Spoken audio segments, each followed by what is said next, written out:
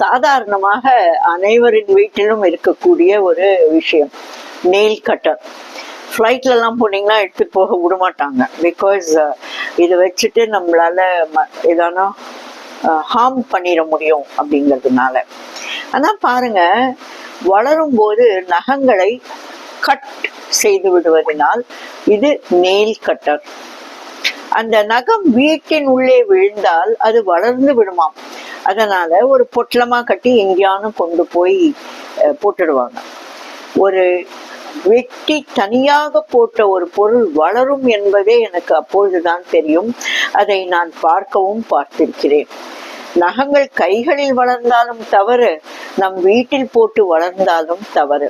ஆனால் நகம் மட்டும் வளர்ந்து கொண்டே இருக்கிறது. ஏன் தெரியுமா? நம்மிடம் இருக்கக்கூடிய அந்த வெட்டிவிடும் கலையை வளர்ப்பதற்கு மட்டுமே.